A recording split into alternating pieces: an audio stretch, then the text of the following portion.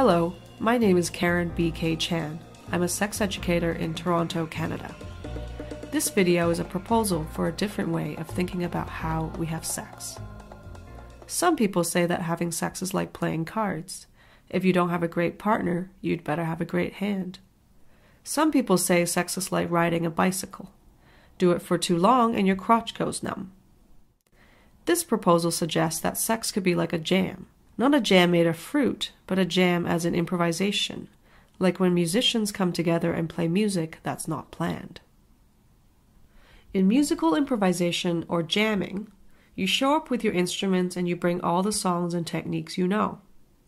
When sex is a jam, your instruments are your body and your toys, and your repertoire is made up of your talents and your imagination. When you do it, you use some or all of the things you've got.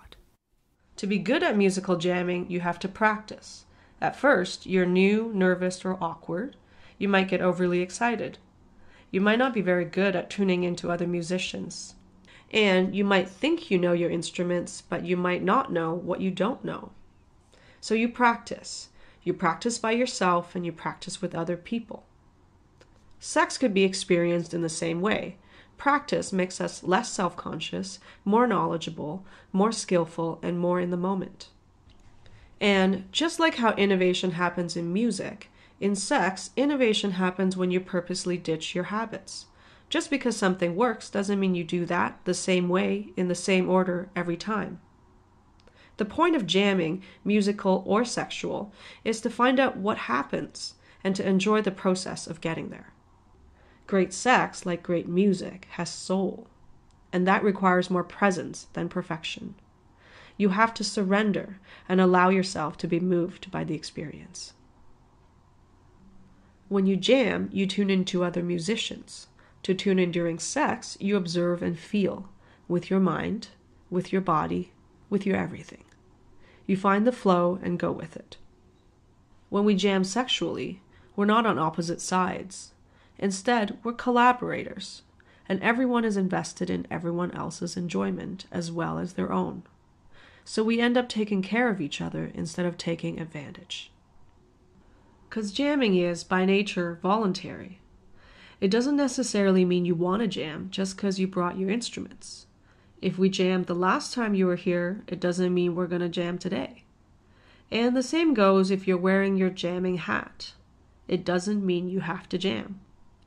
Musical jamming only happens when everyone involved is into it. It can't be forced. And it works the same with sex. Making somebody do it, directly or indirectly, makes it not sex. The desire to have sex or to jam musically is not a one-time yes or no question. It's an ongoing thing. Our partner's yes isn't just a technicality, a point to arrive at before we tune them out and get on with sex. Instead, our partner's desires and feedback, along with our own, would be continuous cues for how we proceed together. It might sound impossible now, but if this was the world we lived in, all of us would get a lot better at inviting and giving consent, with and without words. Finally, just like we don't shame people who love music, we really don't have to judge anyone for loving sex. Because to be tuned into your pleasure and other people's pleasure is a life-affirming thing. When we frame sex as an open-ended experience, it stops being a commodity. Having sex doesn't damage your goods because there are no goods. There's nothing to take and nothing to give up.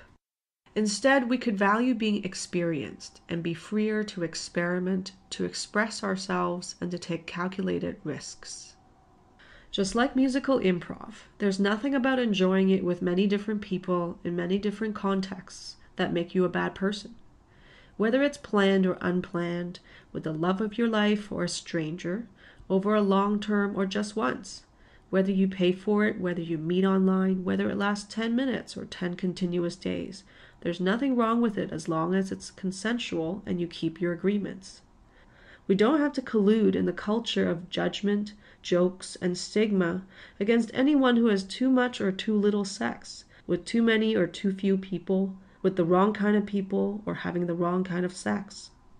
And we can acknowledge that pleasure is a renewable resource. Just like good music, it's not better when it's rare. Now, we can't change our whole sexual script overnight, but we can make decisions differently.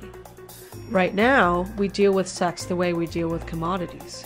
We focus on outcomes, we expect pleasure to be rare, we hold opposing interests to our partners. What if we collectively imagined sex as a lifetime of jam sessions? Some good, some not so good, all process, all pleasurable, all collaborative.